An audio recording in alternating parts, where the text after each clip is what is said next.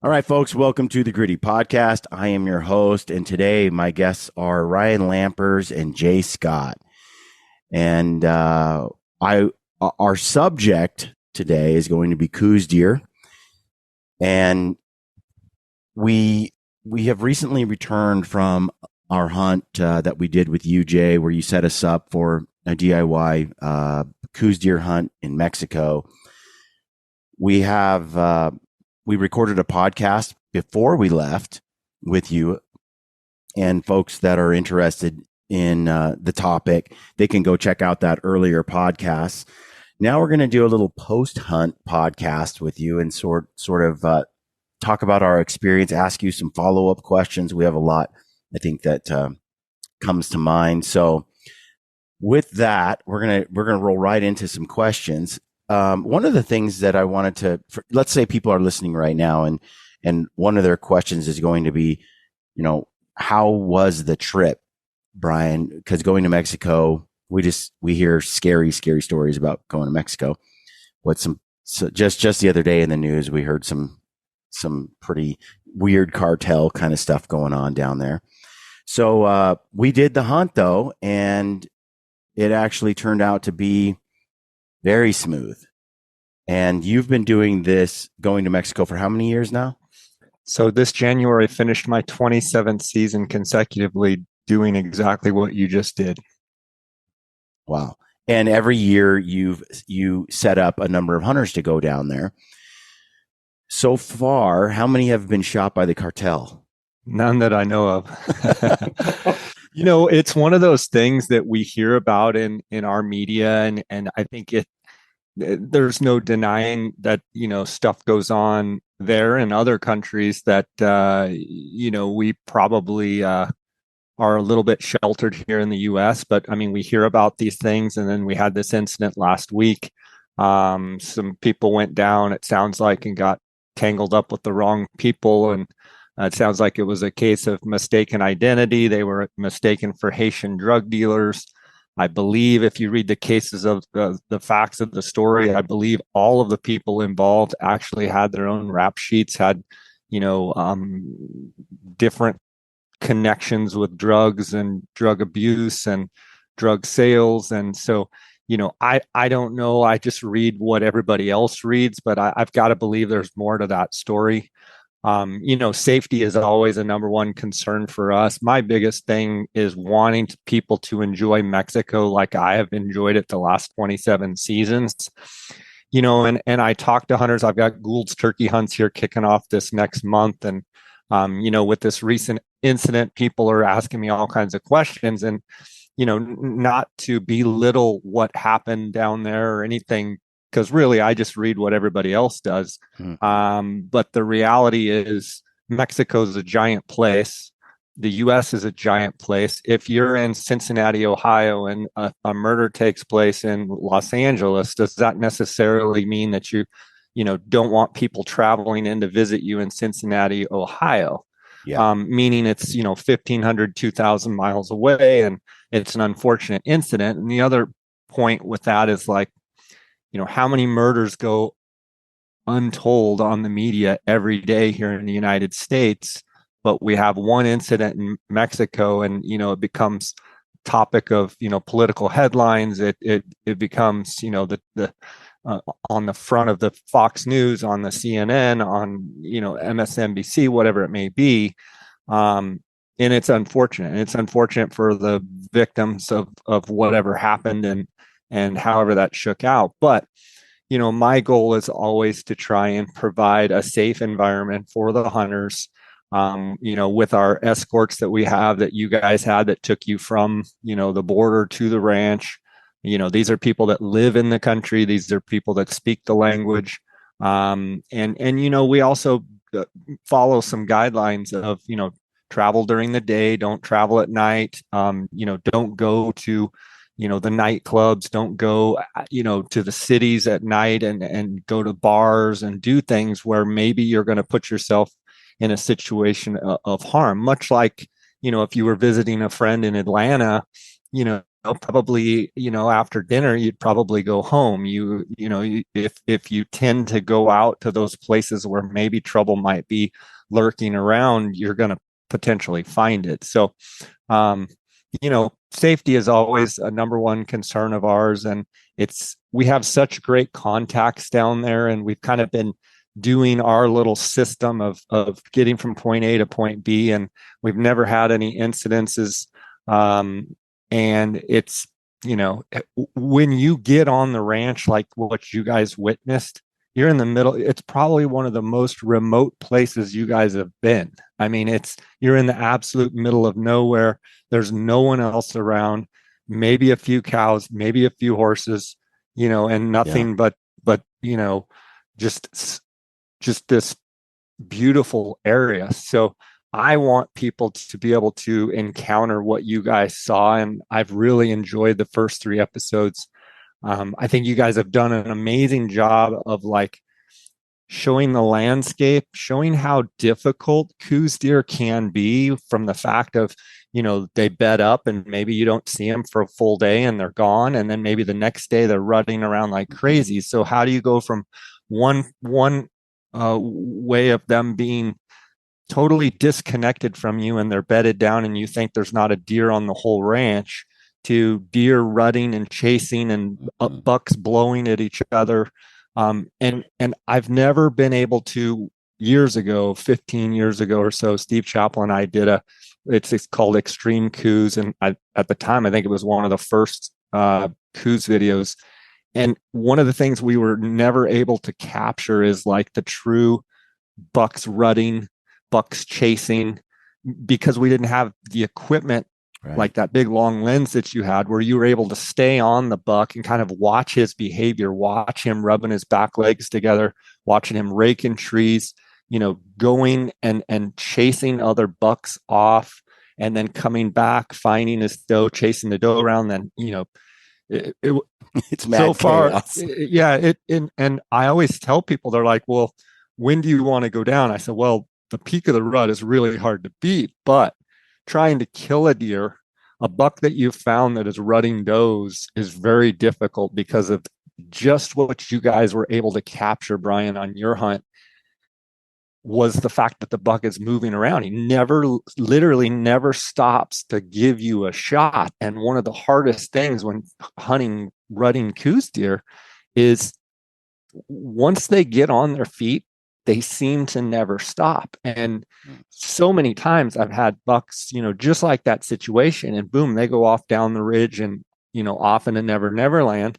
And then 2 hours later, boom, here they come right back again. I thought on this last episode where, well, for those of you that haven't seen it, you need to go back and watch 1, 2, and 3. But in essence, you guys found this buck early, maybe on day 1. Yep. And then you didn't kill him till many days later. But one of the things that I thought you guys did so well of is you were able to say, you know what, this buck is working a certain territory, and we know that he's going to circle around, and likely if he doesn't, go off chasing another doe and go a mile away, he's going to be right in this country. So I thought you guys, as guys that are cutting their teeth on hunting Coues deer, obviously very experienced in other animals, but you did a really good thing in that you positioned yourself where that buck was going to make his scrapes and kind of stay in that core area. And as the video showed, it paid off, where you guys were able to be in a sniper position and just wait for that buck, in essence, to make a mistake.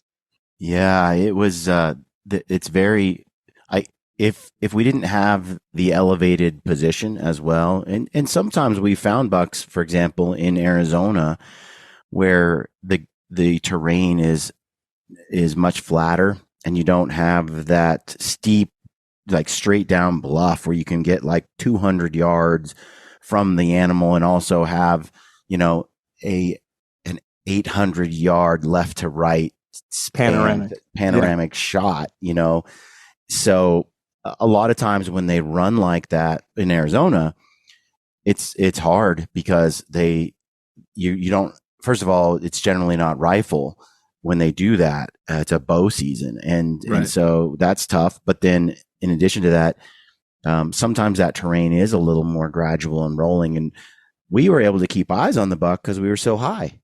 Because Yeah. he ran here, and we were able to film the whole thing because of our elevation. But Brad and Hunter were in another area, and they had the opposite They had they didn't have that advantage when we got on Ryan's buck, which is just a true giant.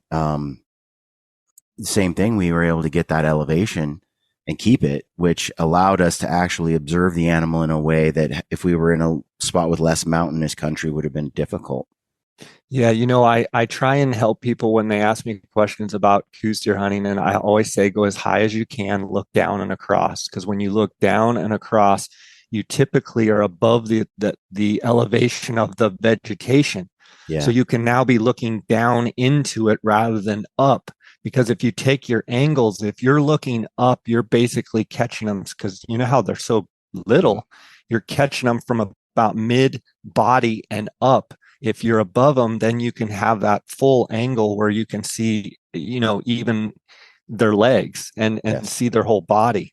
So I always try and encourage people to try and get as high as you can, get up on a rock perch like what I saw in the videos, where a lot of times you guys were glassing where there was a rock pinnacle where you could kind of see as wide a field of view as possible to catch as much country, but also have that angle down and across is key. When you're down low and looking up, it's a real challenge to kind of keep track because the grass is so high, the brush, to even find those deer.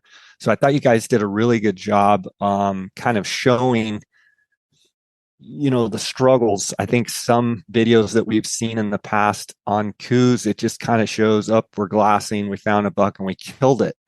I kind of liked how you showed the struggle, because I always feel like after a 7-day hunt in Mexico, people see the success and they see the photos and they think it was just easy. As you guys know, it's not easy, and there's a lot of time when you're struggling.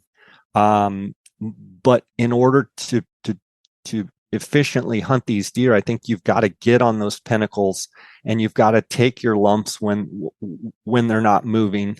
And you guys captured it so far as good as any Coues video I've ever seen. Thank you, Jay. Yeah, it's interesting. We use that same tactic on a lot of hunts. We use it for bears. Not necessarily as important for bears; they just jump out that time of year. But for mule deer, especially, Sure. Brian and I will grab these vantages that see large swaths of country, and it gives us a better play. Being up on a ridge like that, you can go right, left, depending on which way the animal's moving. But I don't think there's an animal that it's more important to do that with than a Coues, because, like you said, Jay, the grass. This was a kind of a wet year. I feel like the grass is maybe a little extra tall, right? We've seen that in Arizona. There's years where it's hardly anything and everything pops. And then a year like this where literally those deer just disappear. And oftentimes they'll lay down, and we find them in that yellow grass a lot. For some reason, we tend to, it's one of the areas you can glass, so it's good, but we just tend to find them. It's kind of like this little home base, those yellow grass patches, and they just disappear. So having that elevation allows you to look down, and it's a really big advantage. And that's kind of been my Brian and I's playbook, even on the Arizona side, is grabbing those high peaks and areas where we can look down. It's been really effective so far. Yeah, for sure. I mean, most mornings I find myself hiking with a headlamp, get up into those, pinnacles and high points or ridges where I've gained an optical advantage. And I take that into sheep hunting, mule deer hunting, elk hunting. I always try and gain the optical advantage, where trying to stack everything in my favor where I have the advantage to be able to see them. Almost take it to a military, kind of mindset of like, strategically you want to have the advantage and you want to set those advantages in your favor as much as possible. And by getting that altitude advantage and looking down and across with Coues, and I've found with most every other animal works. I would see with bears how it could work, sheep, elk, But if people would try and gain that altitude advantage and get out on a rock point where they, increase the amount of country they can see, I think they're going to see more, for sure. Yeah, we've used the same line many times. It's if things aren't working out, just go higher, and so it just tends to open up more space. So Jay, you mentioned you tend to get up. You're running probably the red light, grabbing these perches early. I'm curious, Brian and I, when we were down there, we were hunting the rut, and we noticed that a lot of the activity, there was a couple days where we'd see them like first thing in the morning, but oftentimes we'd get up there and there'd be a couple hours in the morning where we really didn't see much movement. We've seen that in Arizona as well, but we're typically hunting the rut. So activity was like peaking between 9 and noon, maybe 9 and 11, somewhere in that time frame. Is that the case when the rut is not going on? Is it just a Coues deer thing, or is that more of a rut No, issue? so I always say that it's temperature related. Once you guys got those deer on the ground, you were able to really feel their hide, how thin their hide is, and they don't have the big thick coats like the elk or the mule deer. They're very thin skinned. And so what I always say is that when it's cold, and you guys I saw were maybe had a puffy on, but a lot of times you didn't even have a puffy on. But for them, that's still cold because 11 months out of the year it's 80, 90, 100 degrees. So when you start getting 30s and 40s as your low, those deer, in my opinion, two things: they stay down because they are conserving energy, unlike their cousins back in the Midwest or East when guys say, oh, there's a big cold front and the deer are really going to be moving. Coues are the exact opposite. They have thin skin, so they are going to lay down until it warms up. So typically, on the early hunts when they're not rutting, you're going to be hunting them in warmer temperatures. So the first light and last light are really the only times that you will see them during the daylight. When it's rut time, it's January and it's typically, been in the 20s or 30s, and then it quickly warms up. But those deer lay down and stay down. They also stay down because of predators. They want to stay put. They want to be tucked in like a covey of quail, and then get where they can see. And so a lot of times, and it becomes 8, 9 o'clock in the morning before they even start moving. So I think it's a temperature, a temperature deal, and I think it's they're protecting themselves as well and not being out in that low light condition. And we see it all the time. I mean, the prime time, we always tease, we get up there, during the rut, we get on these points and we sit there for an hour and a half and freeze to death. And the deer don't even get up till 9 o'clock. I mean, it's historically, if you just woke up, had breakfast, and got out there about an hour after the sun, you probably would not miss much.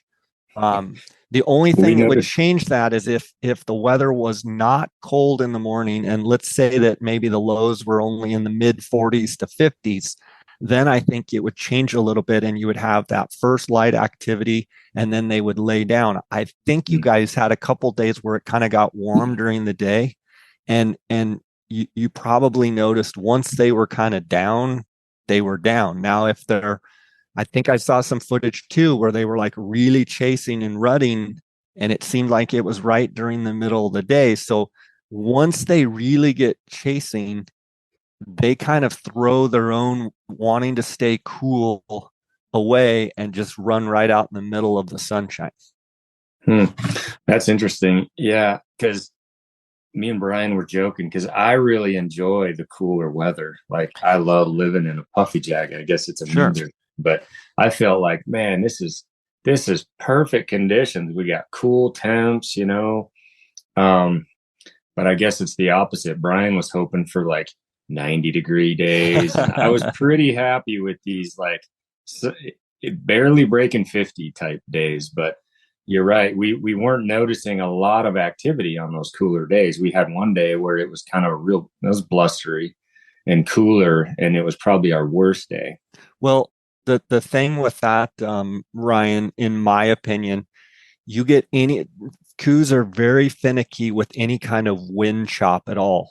They like dead calm. If you get the windy, choppy, the grass, think of it from their perspective. Those lions and coyotes are after them at all times, and they're not very big, and they're constantly getting chased. So if now they're laying there, standing there, and the brush is ticking, and and they can't hear as well.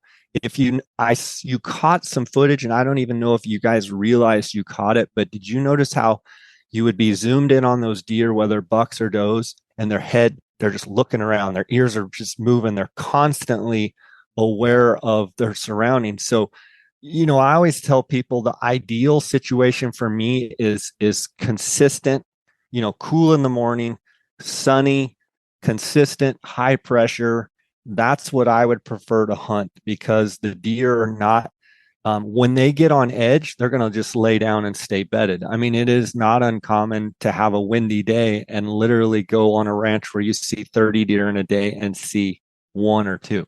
And they get up for just a second and bed right back down because they don't like the wind. Coues are very, we're like, I've seen mule deer, elk, sheep standing out in the middle of a 30-mile-an-hour gust, just standing in it like it's nothing.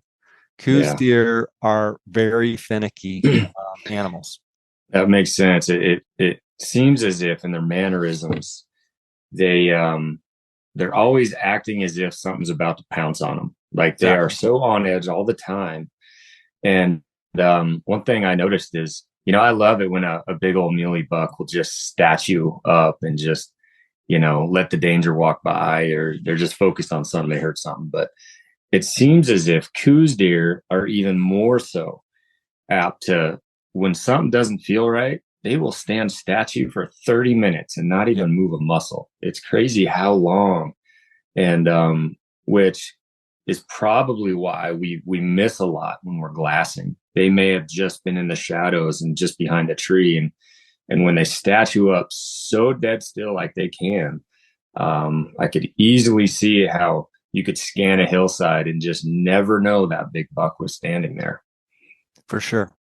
Yeah, I've noticed over the years, the first time I hunted Coues was with Randy Newberg, and we were in Arizona, and there was a string of windy days, and we were seeing 30, 40 deer a day. And then on those windy days, we saw 0 or 1.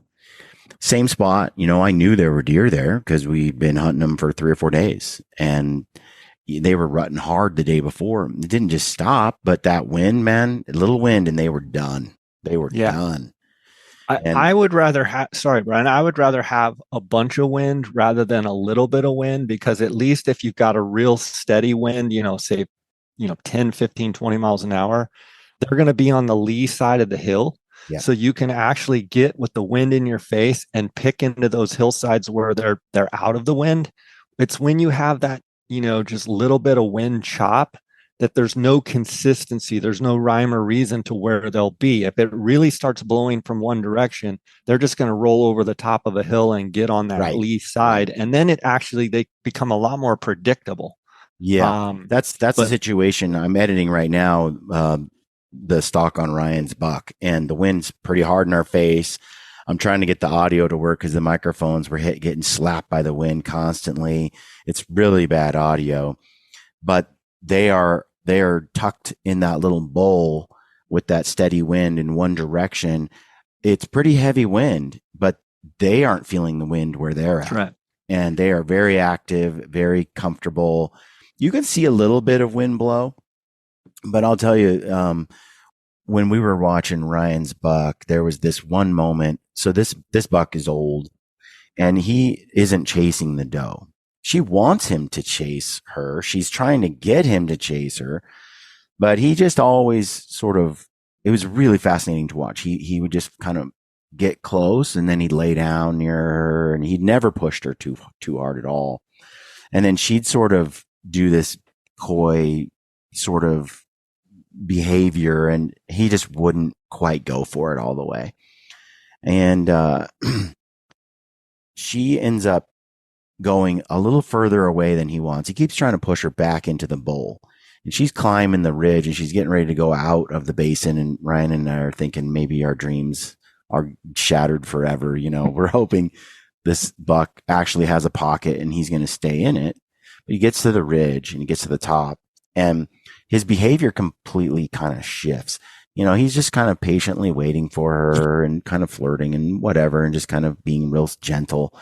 And this doe, though, is trying to get him riled up, and she starts going up out, and he's herded her down a number of times, cut up in front of her and got over the top. But every time he tries to cut her off, she tries to get past him, just to you can just see, just to sort of, see how far he'll push, Mm-hmm. And she goes up over the rim a little bit out of the basin where the wind is pretty choppy, and you could tell away from where all the deer were all pocketed. And he gets pissed. Like, you can visibly see his agitation. And he gets on this thing, and he gets near her, and he just starts stomping his leg, just over. Probably one leg, front leg. Just he does his left front leg like 10 times, and he's just like looking around, alert, and you can see he's like, we need to get the hell out of here. Like, this is far enough. He's like, lady, this isn't gonna fly. This isn't gonna work. You're gonna get us killed. Yeah. And he's doing the left leg. Then he switches and does it 10 times on his other leg. Like, the left got too tired. And sure enough, like right after that, you could see she's kind of like, okay. And she comes rolling down the hill and gets into the pocket again. And then everything was, his body language, all the behavior kind of changed again. But it was really fascinating to see. You could see he's old. He didn't want to go very far from his familiar territory. And he wasn't going to put up with her crap. He's like, I'm indulging you to a point, but he's warning her. You could just see it. The agitation was level 100 all of a sudden. Yeah.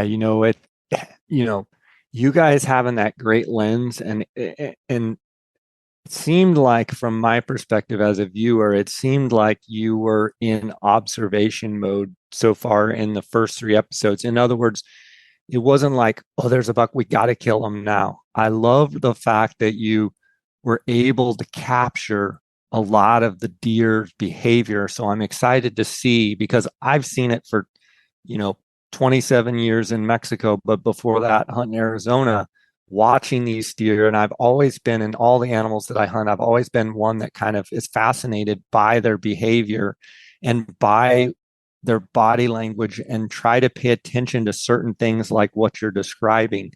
And I just feel like Coues, because they're a small animal, the videography has not been captured like what you guys were able to get. So kudos to you guys for actually like really taking the time to make these episodes, 30, 35 minutes or however long they are, and not just there's a deer, boom, shot him. Because there's so much more to it, in my opinion, as someone that loves Coues, is like that behavior that you were able to just witness is like priceless to me. To see a buck stomping his feet, he might have, even if you were close enough, you might even have been able to hear him snorting or grunting at her like, get back over here. I'm not going to come chase you over that ridge. And so from a Coues deer lover like myself, seeing the amount of quality footage that you were actually able to get was awesome. So I'm excited to see Ryan's, hunt unfold. What's interesting, Jay, is I never would have thought this before I started hunting with Brian, but I've been hunting my whole life and been behind the glass my whole life. And yet I never picked up a lot of what we now pick up with the lens, because we're able to go back. A lot of these things that you witness on a video, we don't even see them until after. Like, we get home and Brian will send me something like, wow, look at this, like we caught this, and didn't even know it. And you're behind a spotter and behind the binos, but when that long lens is capturing it, and you can go back and, you noticed on the first episode, Brian mentioned, we think this is a good buck, but we'll really know when we get back We and zoom in we on it. pick through this and zoom in and really pick up some details. And that's when, especially for Coues are so small.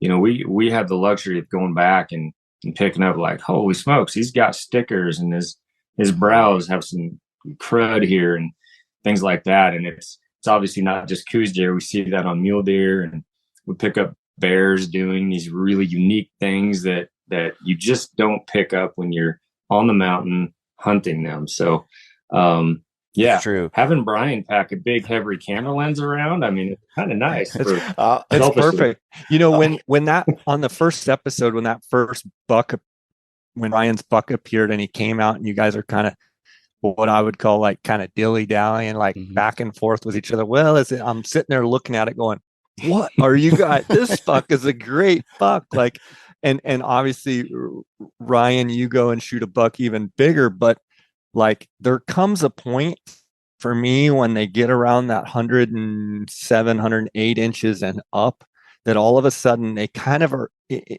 curious your thoughts, but they kind of get in a category of their own. There's kind of like, it's bucks, and then they get that frame, they get those beams wrapping, they get that mass, and you're like, it's a totally different level of buck. Much like a mule deer, you know, when you see one with big, heavy bases and he's got a lot of mass, you're like, this is a whole nother level of buck. But yeah, when I first saw that buck come out, and I think he turned at the camera and looked dead at it, I was like, oh my gosh, if they don't shoot this deer, holy smokes. And I think, Jay, if we would have like caught that glance on day 4 or 5 or 6, both Brian and I would have been in agreement. We're like, oh, that's a buck we got to go for right now.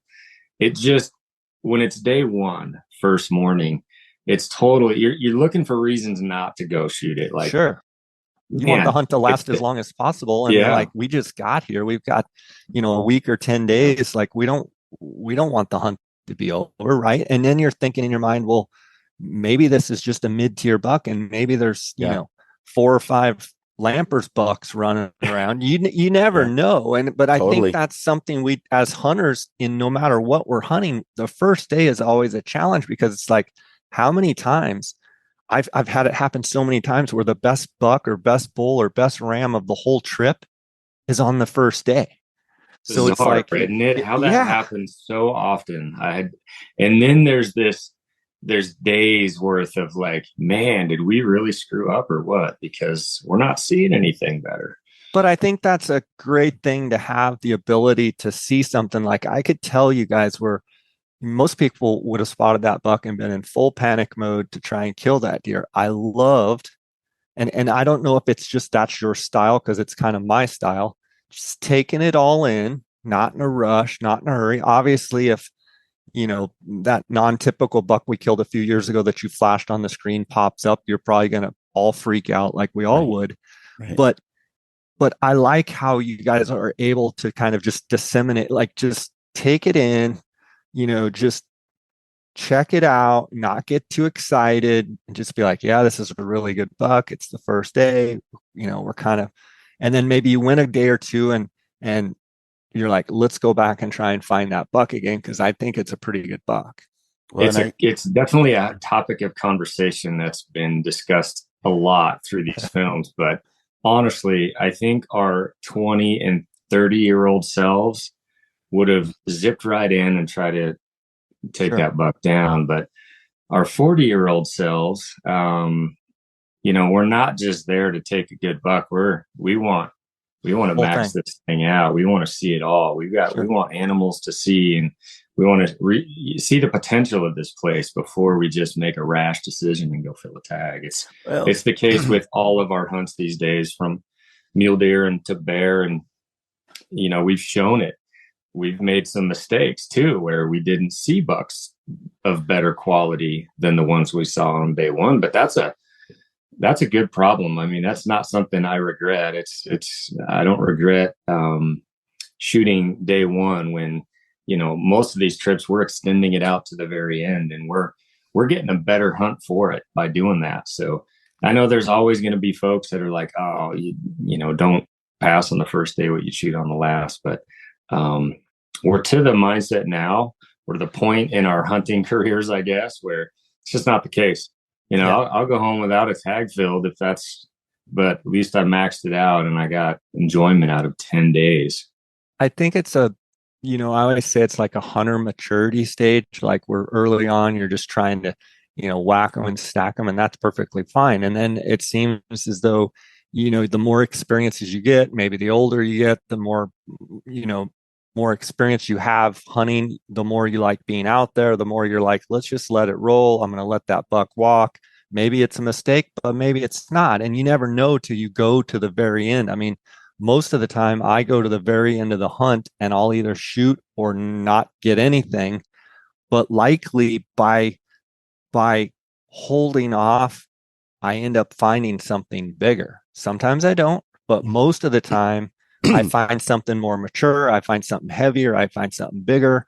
And man, instead of being done day 1, I'm done day 10 and I've passed 30 or 40 bucks and then found this one great buck. So, I think everyone comes with their own level of, expertise. They come with their own level of experiences, but you mature to a point where you want to encounter it all. And if you are okay with going home without one, that's where I've found it's the best place to be. If you know that it's a great hunt and you don't have to kill, I enjoy the hunt more with that mentality than feeling like I have to actually kill something. Yeah, I think that there are a lot of people who experience, like Ryan said, he said it perfectly. When we were in our 20s, I would have been very excited to shoot nearly any any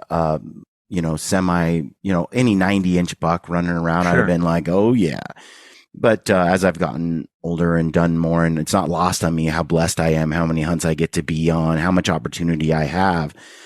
But with that comes a desire to experience something different than what I did in the past, which means I'll typically not be excited by something that would have excited me 15, 20 years ago. It just doesn't fulfill me anymore in the same way. So I'm perfectly content with waiting. It's not a struggle, actually. I enjoy the challenge, but I have a lot of people watching the show, right, coming at this from where I would have 20 years ago, 15 years ago.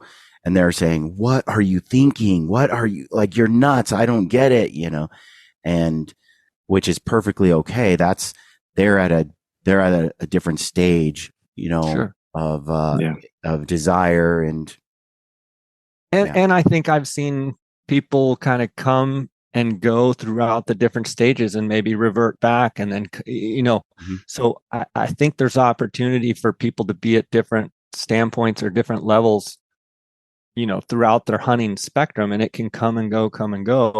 But think of from a filming perspective and what you guys, by not shooting on day 1, look at all of the actual quality footage of that buck that you were able to get for this film.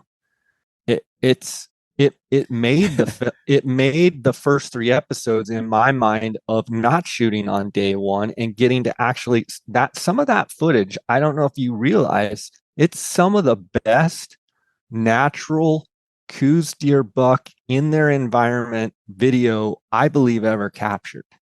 As someone that's studied and loved these deer for a long time, there's a lot of things I've gone back and watched the episodes multiple times just to see the buck move, see what the buck is doing, how he's reacting.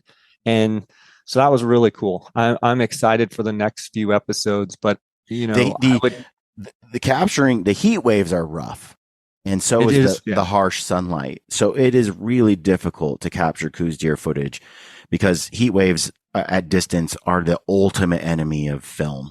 Sure. And then you add the harsh sunlight to it as well. And you have to do so much to try to make it so that it actually has some color and you can actually see it, without darkening. It's not all whited out and stuff. Yeah, it's really hard. And so messing with the footage at home was has been challenging more so than most of our hunts. When we do a late season mule deer hunt and it's super cold, I got no heat waves. Sure. You know, I mean, it's just easy to film, crisp, sharp. From way more distance, I can get the footage to look good. With the Coues, we had to try to get pretty close to be able to salvage it after the heat waves did their damage. But I'll say that I'm just going to take credit for all that, Brian, because my camera skills are just at that level. You know, You're next level, unmatched. Ryan was incredible. Like, I will say, here's what I've noticed is that I've come across a lot of cameramen with long lenses that aren't very good with the lens. And what I have discovered is hunters who have spent their lifetime looking through spotters are way better at filming with long lenses than cameramen are. Sure. And so lampers can spot the animal and put it in the scope in a way that just regular camera guys struggle. Right. Like the connection, they're not skilled at it. And then tracking it, moving the tripod, that's a skill that has been developed through using a spotter for so many years that just translates into the long lens perfectly. Yeah, well, I mean, I think, let's be honest though. All I had to do, Jay, was follow that thing around. I mean, after you turn it on, I have no idea how cameras work whatsoever. Let's admit, Brian sets it up. That's true. But you go. That's not usually the problem when I hand the camera over to somebody. The problem is it's a ghost, a little dot. Yeah. And you take your eyes off of it for 1 second and it's gone. And that keeping that thing in the frame at that distance and tracking it and not losing it, that is a feat. And Ryan's just really adept at that.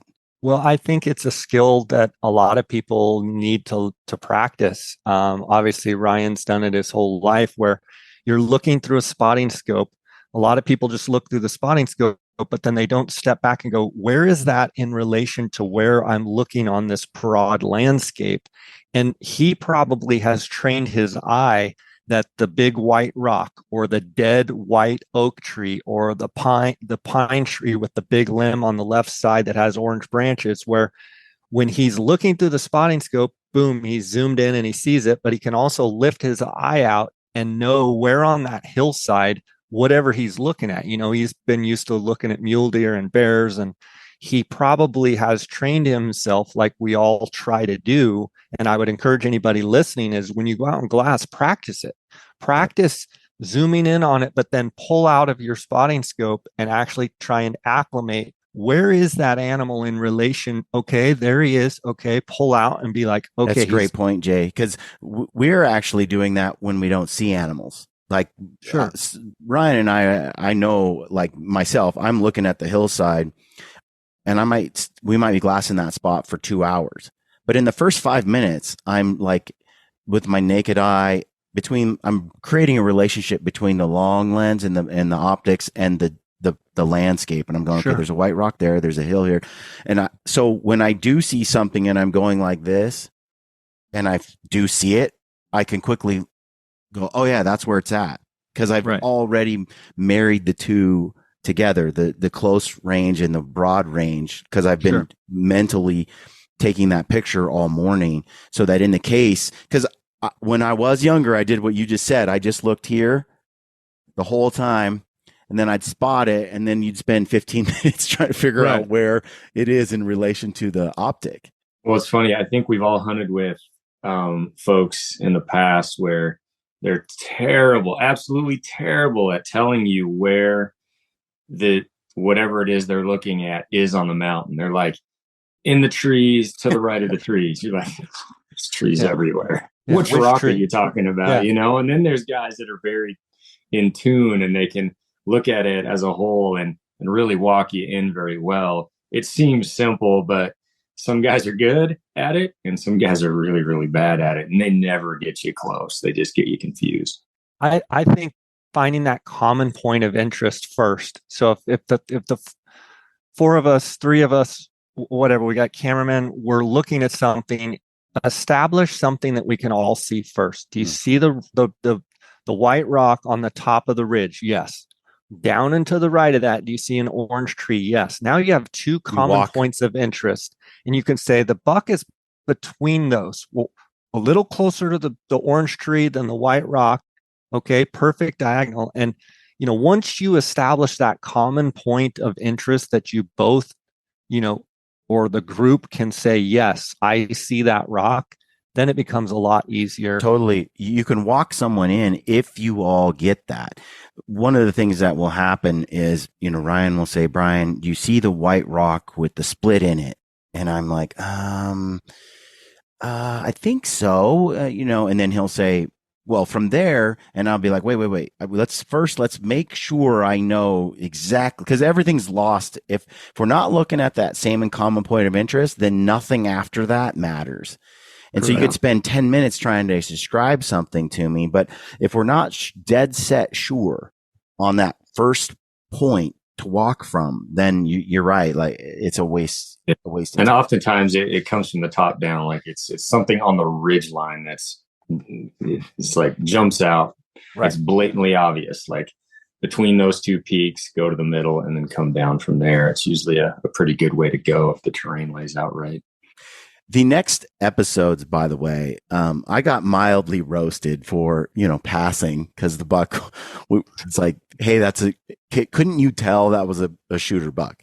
And we knew it was a nice deer, but back to the not pulling the trigger right away situation. Now, when we go and we spot Ryan's buck, I will submit that he's worse than I am, because his buck is big. And I'm telling him gently, because, it's ultimately Ryan's decision. This is a buck that we need to shoot. And Ryan is like, I don't know if he's big enough. And this thing is giant. And so part of it, though, is when the sun is on these deer, or they're in the shade, dark shadows, and there's bright sunlight out, what you can see in the moment is a lot different than what we can see on the computer when we get back. And so we were both, I knew it was a big deer. I knew it was a nice deer, but we couldn't tell how nice, really. And in fact, I would say when the buck hit the ground, it was bigger than we thought. Sure. Yeah. I think that just comes from looking at a bunch of big deer, and it seems though you just had in your hands your buck, Brian, that was a heck of a buck, great buck. In most hunts, the buck of the trip.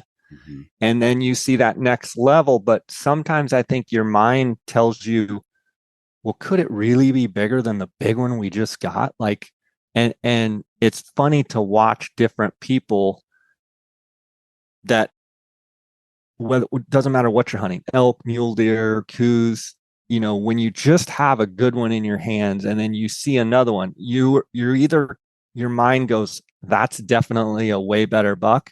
But I also see it go the other way, where sometimes you're like, well, we just had a 110-inch class deer in our hands. Surely there's a bigger buck than that.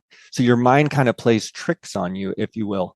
But again, you guys have been a little bit coy with the pictures I've seen. I don't know that I've seen a full picture of Ryan's buck. I've seen a couple, not like, I need that head on look to really say that's a good buck. I'm sure when I see the footage, I haven't seen any of the clips, but I'm sure when I see it, I'm going to be like, oh my gosh, that's a big buck. But I agree. Some angles and some experiences. For instance, years ago, maybe 20 years ago, I took a friend of mine, and he actually killed like 130-inch deer, and high 20s, maybe 130-inch deer, big, giant, 7.5-inch eye guards, just this monster buck. And we took care of the buck, and we were way back on the end of the ranch, so we just actually kept hunting because we had a couple hours left. We went back and spotted a buck that actually had double drop tines. We had the buck, literally, we had just taken care of the buck. We had the buck, the antlers right there with us. We're looking at a buck, and we both are saying that buck is bigger than the one we just shot.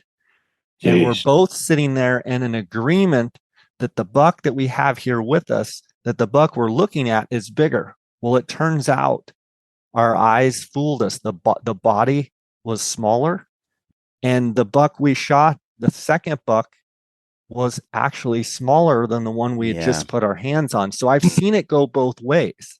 He did have drop tines off both sides, but he was more like a 115-inch deer. But he had a much smaller body. So that's one thing with Coues deer that can really fool you is body size. Oh, and, yeah. and sometimes they can have those real pygmy, small looking, 90-pound bodies. And you don't realize it because they're either by themselves and their rack looks gigantic.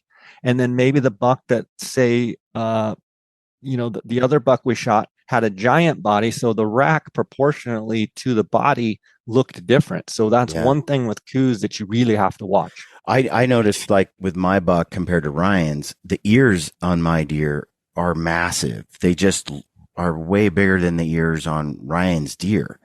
And so that's really throws you off, because when you got big ears and you're using the ears to sort of judge the width and size of antlers, and mass. It's really confusing. Yeah. It's really confusing. I mean, look, I'll just be honest. Brian set the bar pretty high, and there's no way that I could live with myself if I didn't go and try to at least connect on a larger buck than Brian's. We've been hunting for a long time, and I have yet to shoot a bigger animal than Ryan on the same trip. It's ridiculous. It's like a horseshoe up his ass. Like, I know there's a lot of skill involved there, and for sure. But yeah, definitely.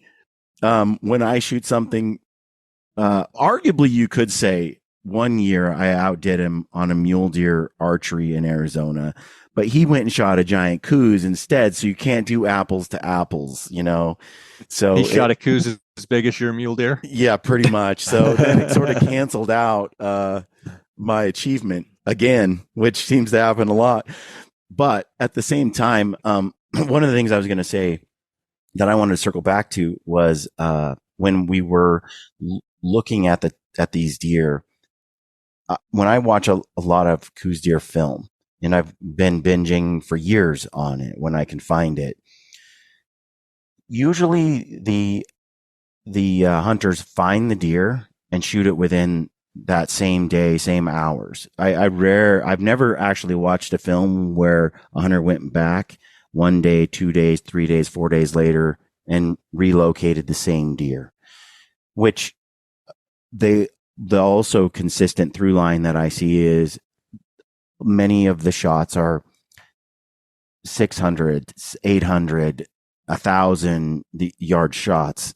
And it's so I think what we're trying to demonstrate, what has worked for us across all species, really, even bears, which wander a lot more, still we kind of use the same strategies in general, and that is to be patient. If you don't get them that day, you can get them tomorrow. If you don't get them tomorrow, you can get them the next day, and get close so that you can remove as many variables of failure as possible, as many chances as possible.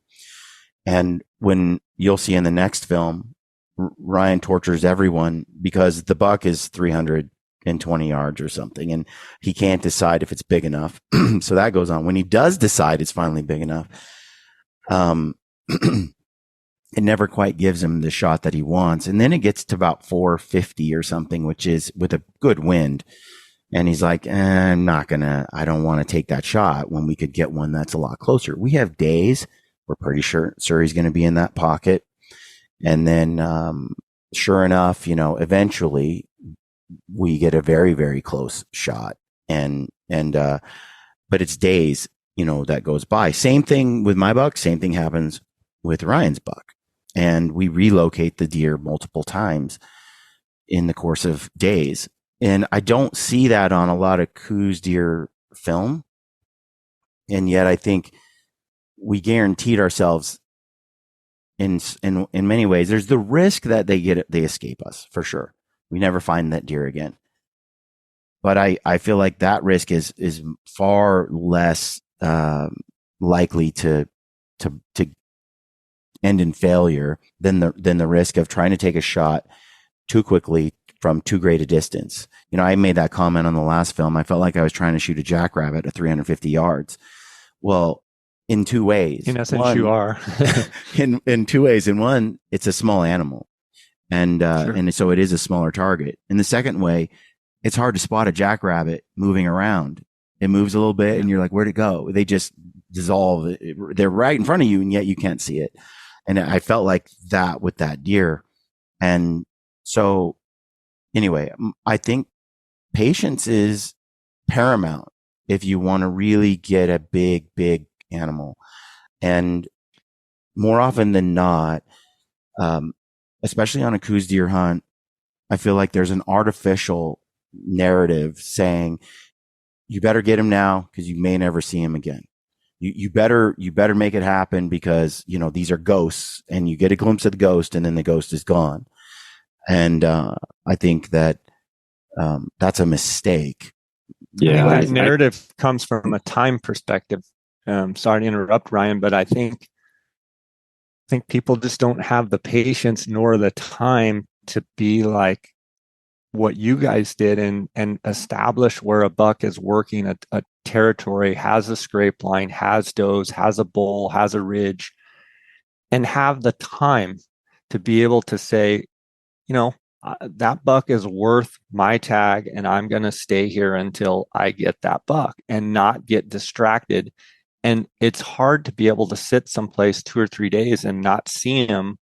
But if you know that he's there, it's easy to go, well, let's go somewhere else. No, stay right here. Stay focused on this animal, and he's going to show back up. We're going to spot him again, and we're going to get another crack at him. But I think that goes back to the maturity level of that people get in their career of hunting and realize that this animal's, I'm willing to stake my hunt on this animal. True. And let's play a game of cat and mouse, and let's enjoy the process of struggle of that's the buck I want, and I'm going to stay here until I get him or until the time runs out on my hunt. And if it runs out, then great. He gave me I got to see him, and I get to dream about him next year. But I think we come from a society and with, you know, social media and with everything so immediate now, it's hard to kind of retrain ourselves to, when we're out hunting, to be like, let's enjoy this experience for what it is. It's a cat and mouse game. And right now they're winning. Yeah, Let's see if we can sit here long enough and maybe we get a victory. Maybe we win. But a lot of times you get your butt kicked. You have to have walkaway power. Like Dave Ramsey says, you know, you have to have walkaway power. You have to say, I can walk away having not shot anything. You really do have to have that attitude, or you're right. You're likely, you won't be able to resist opportunities when they come that are less than ideal. You know, you're like, well, I'd rather take the shot now. That's not great. Yeah. I think the playbook that we run on all our hunts, and not just Coues, again, is, you know, having patience. A lot of that patience is about making sure you get that gimme shot. Like we're always trying to show, and that's not just to be arrogant, like, oh, we can do this, but in the end, like after my entire career and Brian and I's career is over, I feel like we're going to have far less wounded animals left on the mountain than guys poking at 800-900 yards. And, you know, I'm not saying this to stir the pot for the long range guys, but I feel like we've demonstrated that it's able to be done. Playing the patience game and getting that, it almost feels like 100% shot. It never is 100% guaranteed. But we've always talked about the 300-ish. Now we'll poke out a little bit beyond 300, you know, to 4 and whatever. But that recipe, in the end, you're going to have far less wounded animals left on the mountain. And in the end, you're going to have some great animals that you take home. Maybe not everyone that you see, but you're not going to leave animals wounded on the mountain. And I don't feel like there should be controversy in that. There is. But I feel like that's really what we've highlighted a lot is showing that patience does kill the buck oftentimes. Not every time, but most of the time. But like you said, Jay, part of it is the experience that we want to have. Like you were mentioning earlier, that we were able to capture so much more footage of these animals and observe them. And as we tried to close the distance and tighten the noose, find them day after day, we got to see things and learn things about behavior that we wouldn't have gotten had we taken an 800-yard shot and killed him the first time we saw him. Sure. And I think that a lot of what I'm seeing as, that's kind of promoted in the mainstream popular areas of especially some Western hunting is there's a lot of dedication to shooting and shooting long range. And there's a lot of skill being developed in becoming a better rifle shooter out to 1,000 yards and beyond. And that's a positive thing. Everyone should get better and better and more proficient. And I think that's a great endeavor to engage in. But I think sometimes it comes at the expense of becoming a better hunter, at getting closer, at understanding deer behavior. And because if you can just shoot an animal at 1,000 yards and you're very, very good at that, there's going to be holes, and you never had to push yourself to get to within 100 or 200. So there's so much that you missed out on in terms of the other aspects of what it is to be a hunter. And in the end, I mean, often the goal is to get the animal, and both approaches can do that. But for me, as much as I enjoy shooting a rifle, shooting my bow, there's much more enjoyment in the pursuit, in trying to get as close and to understand the animal, becoming a student of their behavior and things like that, that are much more compelling for me than the long range shot. And so it's not the sort of hunt I want to have. Just isn't what I find as rewarding. Yeah, I mean, I've seen it over and over and over. Most of the guys that, come to camp and say that, they can shoot between 750 and 1,000 yards. To be honest with you, the first ones that fold like a cheap suit are the guys that come to camp bragging that they can shoot 750 to 1,000 yards when we have a deer at 400 yards.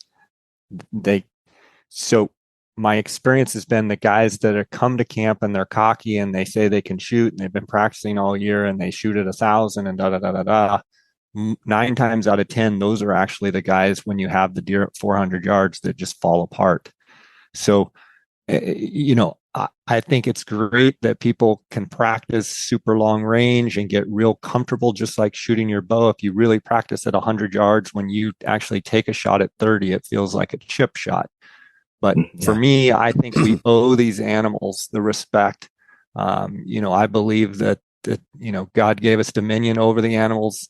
I believe that they were put there for us to enjoy, and for us to just take stabs at them, at 1,000 yards is not the respect that we should give them. And I think it's one of those things that if you can make the most ethical kill possible, great.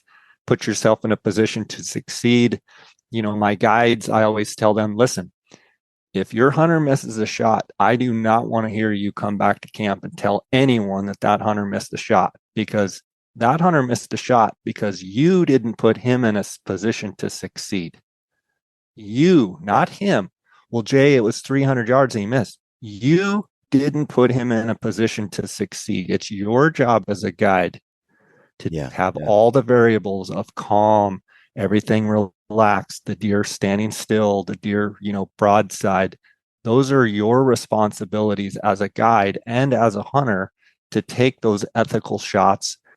I've seen so many things at 1,000 yards, a deer takes a half a step and you hit him in the guts like that, a split second. So, we don't need to turn this into a, long range argument, but as a guide for 30 plus years, I've seen things that make me say that taking a fair and ethical and respectful shot is paramount in my camps. And from my own hunting perspective, I want to be able to make the shot knowing that I'm going to make the kill. If I can't, I'm not going to take the shot.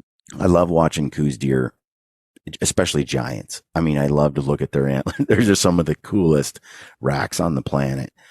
And to see one of these little deer with just all this on them, and I'm watching a Coues film on YouTube, and I see just this monster, and then I see the guy settle in at 850 to shoot it, and they miss and it gets away.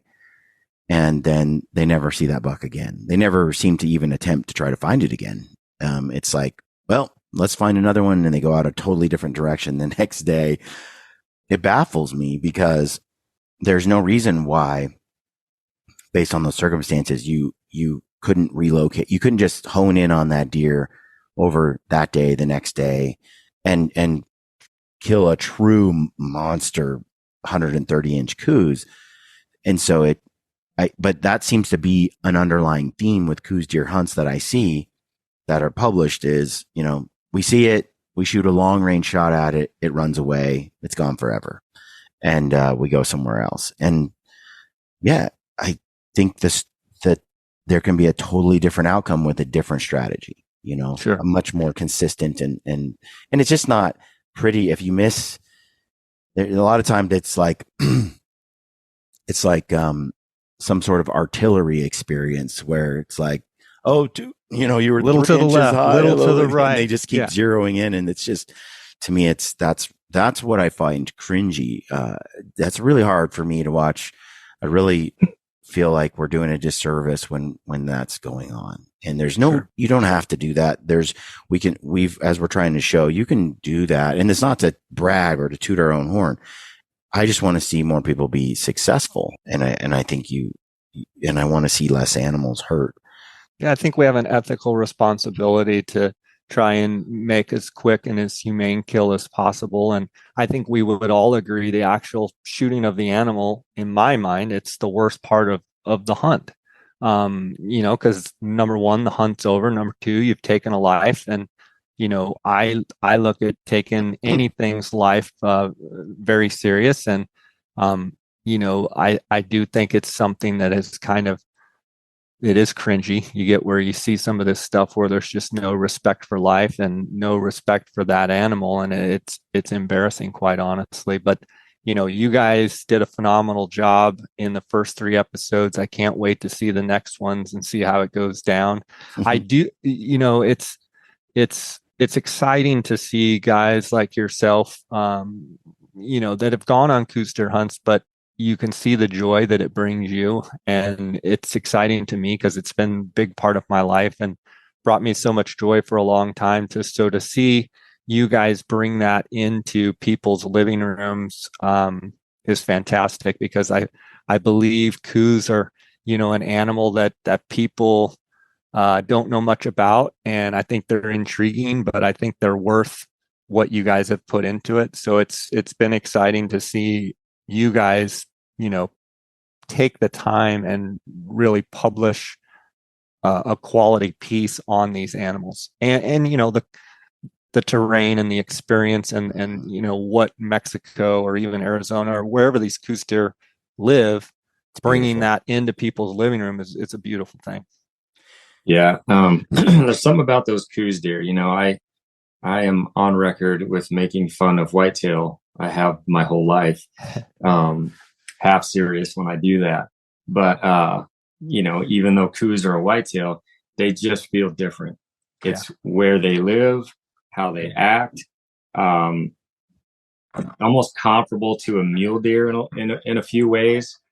To me, it's the ultimate spot and stock hunt. Wouldn't you agree, Ryan? It's like they're such a challenge. They're just the most, so hard to spot. Like I talked about the statuing of them, and just the challenge of just picking up a mature buck and finding and locating a mature buck is next level. So I know Brian and we are addicted, and we're committed to keeping with the pursuit of chasing these Coues bucks for a very long time. But before you go, Jay, I got to ask this last thing, because it's so unique to Coues deer. We highlighted it in the film a little bit, but the blowing. So, I've never known mule deer to blow like this, or any whitetail, even mountain whitetail in Idaho. I've never seen this before. But, when Brian and I first started picking up, like you hear them blow. It's like, ah, crud. How are they getting our wind? There's no way. But it was just their rut behavior. And it took us a couple days to figure it out, but it kept happening. Yeah. And we're so far away, and yet we're hearing the audio blowing, and they're just chasing each other, and they're just acting, all spastic down there. And so why is it so unique to just Coues deer? I don't know why it's unique to Coues deer, but what I will tell you is when you're hearing blowing, most of the time the blowing is going to come from the does. The does blow a lot more than the bucks. Now the bucks do blow themselves, but I like to get up on a glassing point before light and listen, sit up there and just sit there behind my tripod, can't even see yet, and just listen, because I hear a doe blowing over here. As a Coues deer hunter hunting during the rut, what that doe is telling me most of the time is that she is being chased. And when a buck, whether it's a big buck or a small buck, is chasing a doe, more times than not, the doe is going to blow throughout the whole process. So if you hear that, you know that there's a buck. You may not be able to see it yet, but so many times up on those pinnacles, I've been able to just get up there and just listen for a minute. Or as I'm glassing, I start hearing down to my right a doe blowing. I start immediately looking down there going, I know that there is a buck chasing that doe. Now, then you have another blow that's more of a stomp your foot. A doe sees a coyote, a doe sees a lion, or it's an alarm. It's a totally different sound, and I'm sure you guys got to hear it. But then there's that excited, I'm running, I'm being chased. It's part of almost like a turkey, fanned out strutting. Then they spit and they drum. It's almost like a mating ritual. And then I'll see bucks too snort, like a snort wheeze. I'll see them snort and blow at each other. But when you hear blowing, it's mostly does.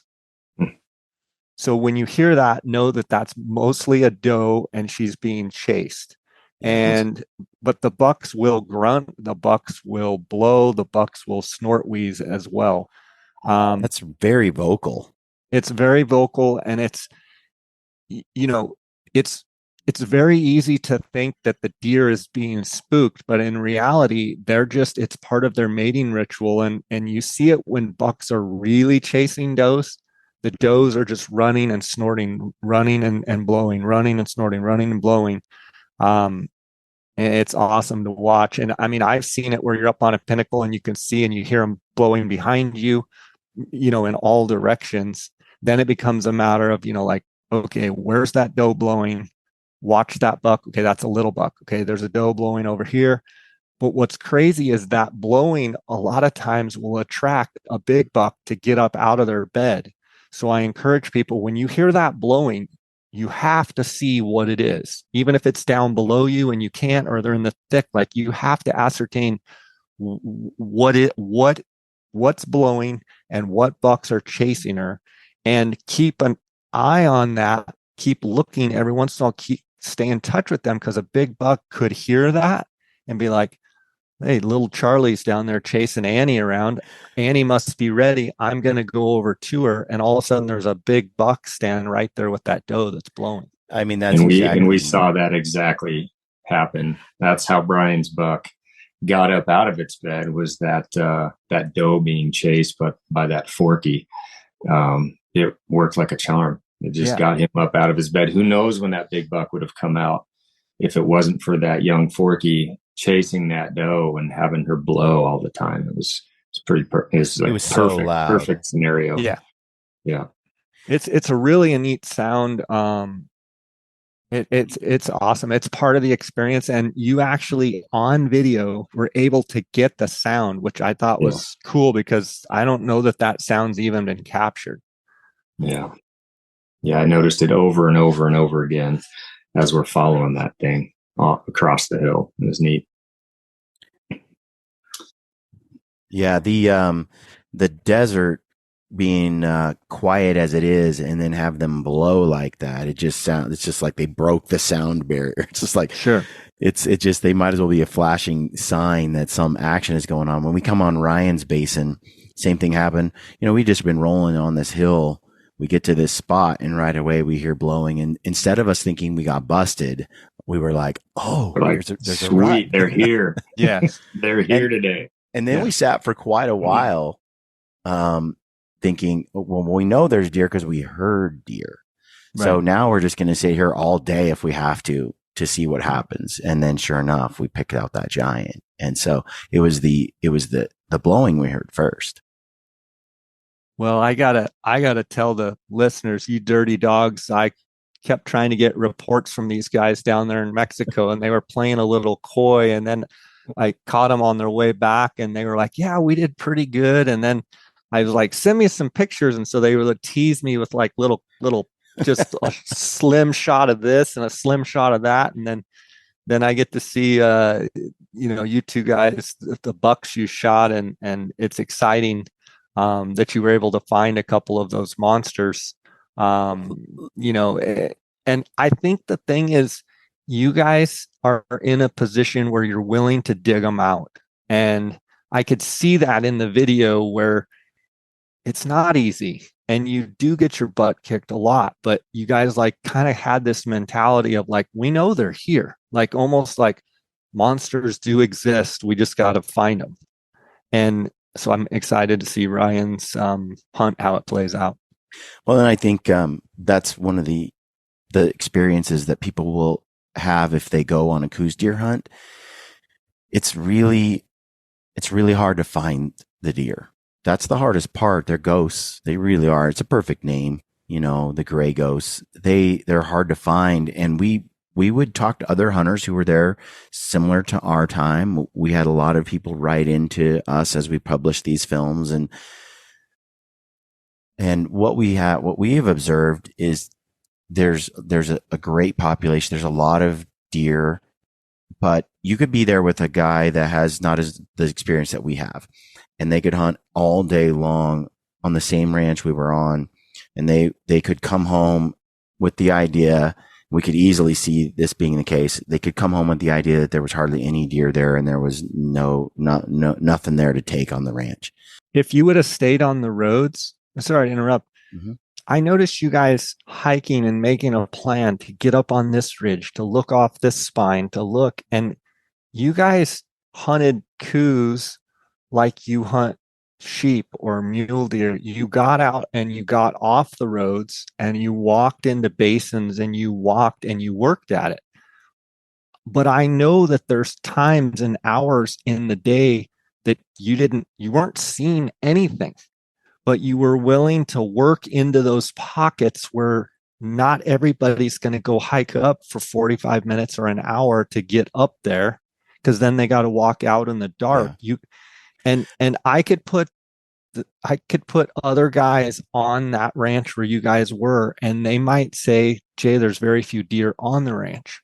And some ranches have more density, some than others. Yes, I agree with that, but I still believe that you do have to put in a maximum effort in order to get that maximum benefit or get those big deer in the end and put in your time. You still have to put in and burn the boot leather and get up and work at it. Sometimes there's a big buck right off the road in Mexico, sometimes, but you still, if you put maximum effort in, you can expect I can see the results. I can see how sheep hunters would love this, because sheep hunting is such a glassing game. You can see how really good mountain mule deer hunters that spend a lot of time behind the glass would love this Coues deer experience. But a guy from back east who's used to hunting whitetails on the edge of an ag field, on a pinch point or something, who doesn't spend a lot of time glassing, I think they completely can underestimate the amount of time that we are looking through our optics. And sure. I think literally every spare second we can grab, just about, Ryan and I are behind the glass. Like, we rarely go 60 seconds without looking through the glass from morning till dark. I mean, it's a constant scan, look, look, look. It just is never ending. And especially with Coues deer hunting like this, it was even more time spent behind the glass. And you're doing that despite the fact that you didn't hardly see but 2 deer the day before. And this day it's, it's 3 p.m. and you've seen like 4 deer total that day as well. And we're still not letting down. We're not backing off the glass. It's you take a minute to take a snack and you're right there while you're snacking, still looking. Sure. And what we pick up often is just that one glimpse for 1 second and then gone. And that was the only glimpse that I really probably would have seen that whole day. Maybe he was moving, but I just didn't happen to have my binos right there.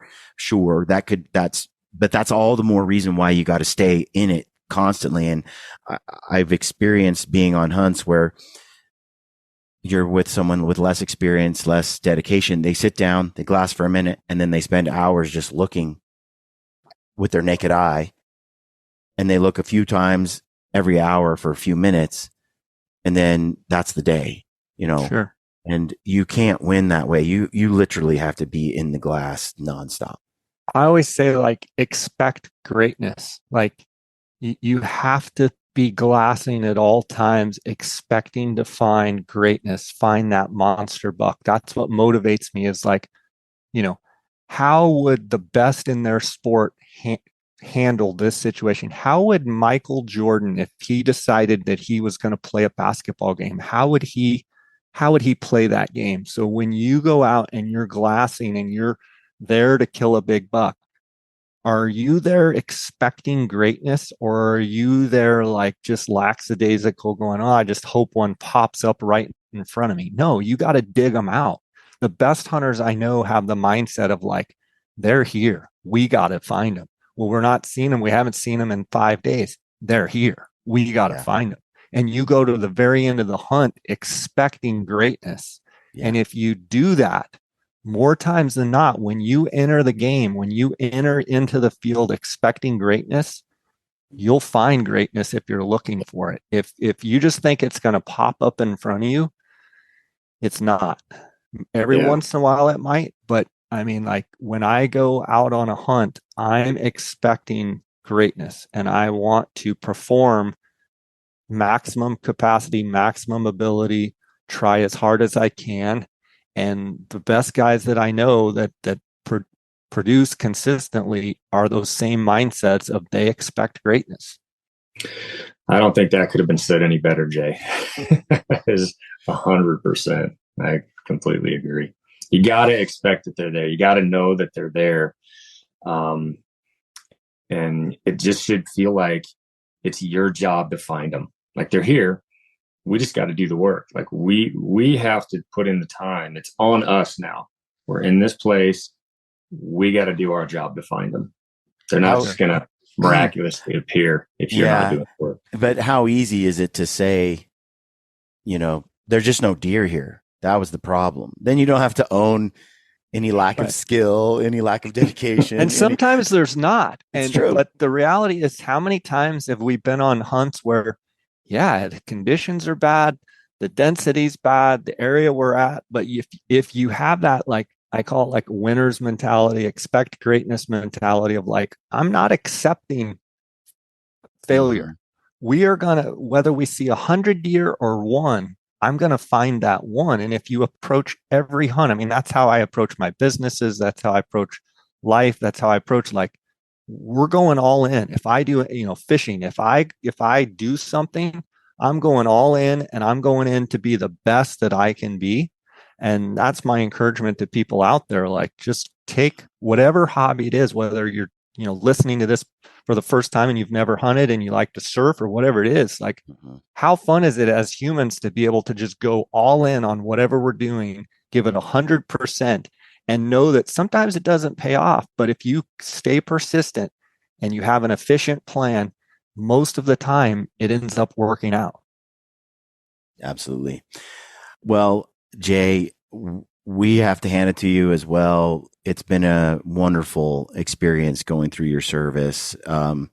We have always wanted for years, ever since we first started diving into Coues, to go to Mexico. But for a long time, I just felt like it had risks and issues that made it, that deterred me from going. But with your services, it made it kind of, well, it just made it that much safer to us. And so we decided to go for it. And I'm so glad that we did. And there's a lot of people who have reached out and asked us about, how we went. And we've been telling people, check out Jay, talk to Jay. That's, I just, Ryan, what do you have to say in regards to that? Because I've mentioned it to countless people at this point. When they ask about the process, I just basically tell them get a hold of Jay, because one thing that blew me away, and I've mentioned this before, is how thorough Jay is. And there are no T's uncrossed or I's undotted with Jay in the whole process of from start to getting the paperwork in for the rifles, all the serials, all that stuff has to be done well in advance. So Jay just has a very easy, thorough, efficient way of getting that all in. And the paperwork that we had set in place, and Sosa down there, that the interpreter that got us through the military and the police and the vehicle permits and all that stuff, it was a cakewalk. That I know I would have been turned away. There's no way we would have gotten in there without days. Rejected. So, yeah. Well, and the stakes, go hunt Arizona is what they would have told me. Yeah. It's not like the stakes aren't a little high either. I mean, you're taking valuable equipment down there. You're taking yourself. There are pitfalls along the way. And, so, the stakes can be, a little high there, but then when you've got it all dialed, Jay, and at an extremely reasonable rate too, it's not like this hunt is break the bank. Yeah, it's very economical. So you got the economical thing going and the exceptional service. It's just it's really cool. Well, I think the coolest thing about it is, in my opinion, when you get on, once you go through the whole crossing process, the traveling process, and all of that, I always tell people, when you finally get on the ranch, we're not even talking about the deer. Let's just talk about getting on the ranch. It feels like, I honestly feel like I'm back in my grandfather's, like back 100 years ago. Going back in time.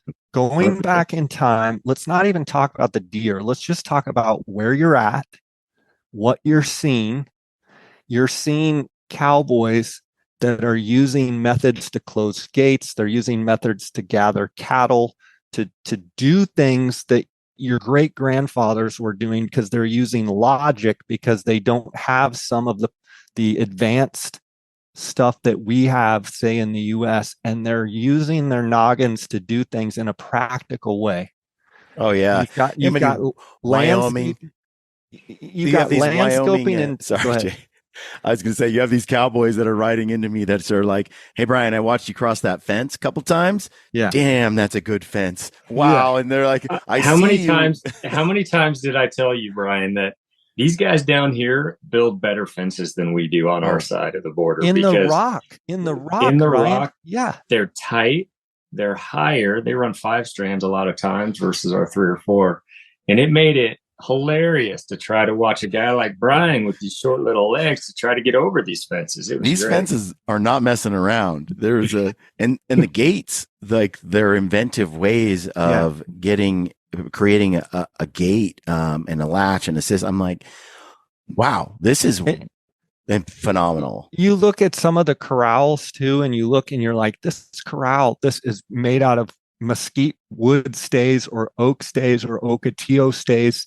And it's been here for 100 years, 150 years. Like the feeling for me in Mexico, with the Gould's turkey and with the Coues deer, and the mule deer. Like when I go to a lot of these places, but especially the mountain ranches for Coues up in the mountains, which you guys were an hour and a half from a paved road. You were way up on the top of a mountain where the people that live there have to use their brain of how do we make things work?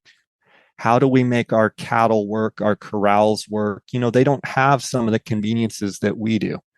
And it just feels like I'm back what my great grandfather saw. And it makes me feel great inside to have that. I'm leaving the city, I'm leaving all of this stuff and going back in time. And combine then you that throw with in the the perfect deer. weather. Yeah, then great weather, but then you've got deer blowing and rutting across the hillsides. I mean, it's just something I tell people. I literally wish everyone could get to witness and enjoy a great Coues deer hunt. Well, and the cultural differences too. It was really neat to hang out with, Great Enrique people. The Mexican people are phenomenal. I thought, and one of the things that we mentioned was there was no resentment. We're very wealthy compared to them. They just were grateful that we were there at all. Yeah. They were so kind. There wasn't this resentfulness. There was just all gratitude. And I thought, man, we have so much resentment here in America. They are so happy. Someone who has a little more money than you and you hate their guts. And down there, they're just thankful you're there. They're so happy people. They're so thankful people. They smile a lot. They love their music. They love to gather as family. They're very family oriented. They get by on very little and they're happy. And it's just a joy. Sometimes it's a recalculate or a recalibrate to just go down and see that. So, the people, the country, everything about it is I enjoy it. And like I said, I wish everybody could get a chance to go at least once in their life. On the property that we were on, there's it looked like the Great Wall of China had been built, and it's old. It looks old, like from stacked previous rocks civilizations. Like it didn't look modern at all.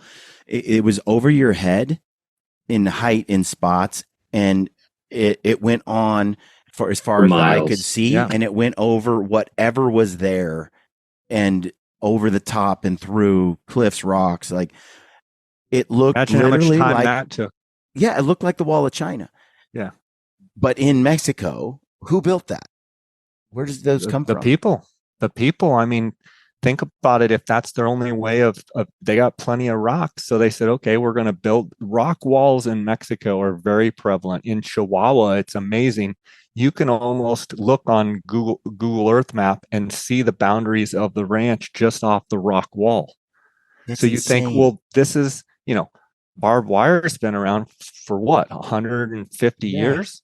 These walls were built before that. Like they were building when there wasn't fencing. Like that's what they did. They stacked rocks to build a barrier. Are like intricately put together. But we were trying to figure out how many people would it take? Because it's like 6 feet wide. No, I know. It's unbelievable. You see them all over down there. And you think, who did this, first of all? And how long did it take? And it, like when you look and it goes down the ridge, up the ridge, over the other side, you're like, that's mile right there. How long did that take? It seems like something that comes from people 1,000 years ago, not like 100 or 200 years ago. I mean, we're looking at this. We're like in this area, like there's no water, very limited water. It's really hard to get to.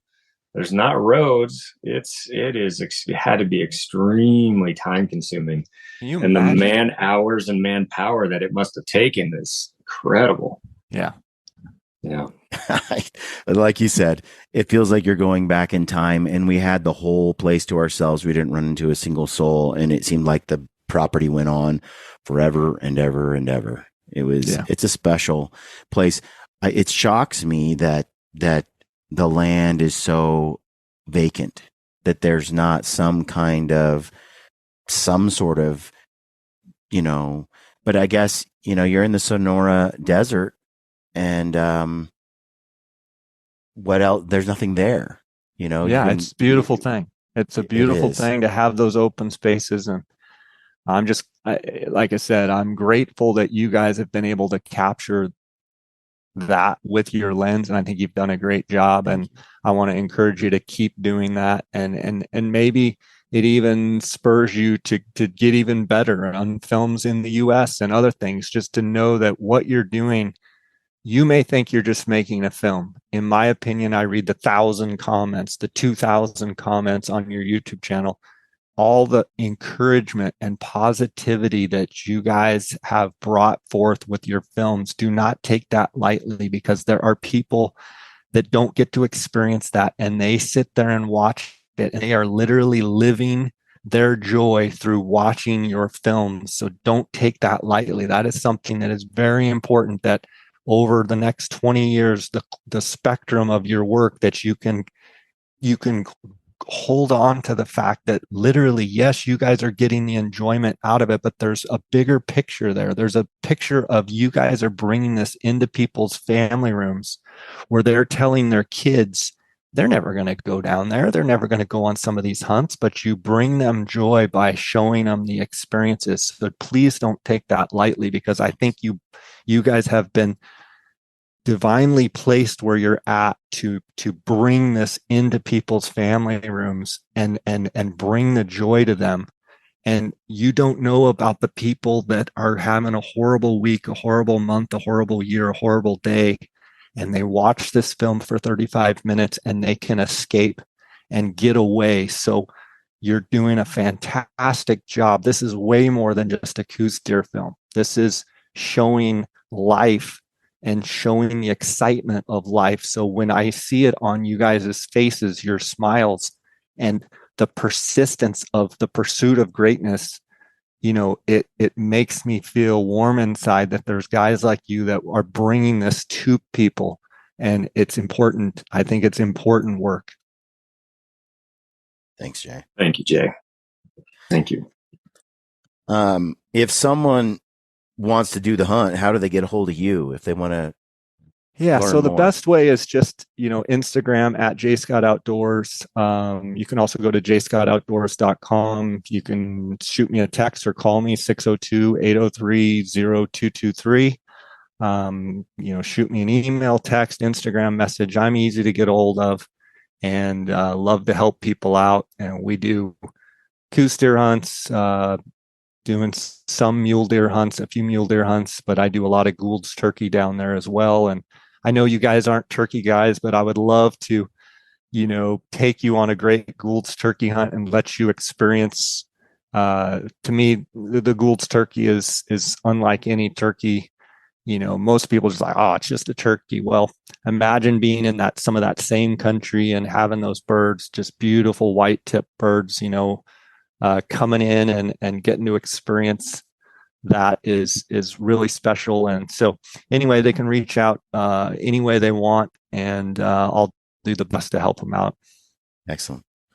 All right, Ryan, you got any last words? No, I think we covered it. Yeah. Appreciate your time, Jay. Yeah, I'm excited to see this next episode, this monster buck, because I've yet to see like a full on, these guys are kind of keeping it under their cuff, but we don't quite have as good a footage of this one as we do mine, because he's just too far away, like over and over again, and it was hotter. But you'll see him, you'll get a good glimpse of him, you'll get a good solid look at him, and then you'll also laugh at Ryan for even hesitating. But it's fun, and the next episode after that, you'll get to see him in your hands, basically, and awesome. And it's a very cool. We can't thank you enough, Jay. Thanks for coming on. Let's do it again sometime soon. Get on the podcast, because there's so many more questions to ask you. You sent me that judging Coues deer sheet. I dove into that, and I'm like, oh man, things are clicking in my head now. Yeah. What to look for, that I knew some things to look for, but now I have a whole nother idea. And had I used some of those tactics, I would have had a much better idea just looking at Ryan's deer, where it was at, in comparison to my own. And I think you can keep that on your phone too, and kind of have that so you can be down there scrolling and be like, okay, I kind of try and categorize, a 90-inch buck, 100-inch buck, 110, 120. So you can kind of be like, yeah, I think he's, right in here. But like you said, there's something about, like you said, that 107, 108, and then it just changes after that. Sure. And so if you have like a 110 and then you have, I don't know where Ryan's is, 115, 120. I have no idea. Right. But it's in this, but every couple inches bigger than 110 feels like 10 inches, 20 inches on another type of deer, because it is just in a class above, just one more class. And it's those deer, that just keeps us going. I mean, that's what motivates me to stay in the game and keep going as long as I have is, I love big deer. I love big mule deer. I love big Coues. Like big deer get me going. And, so that's gives you something to wake up for in the morning and put your pants on and keep going. So we all love it. And, I just appreciate you guys. Thanks for having me on. Thank you, and reach out anytime. Okay. Okay. Will do. Thanks, Jay. Catch you later, guys. Take care. Bye.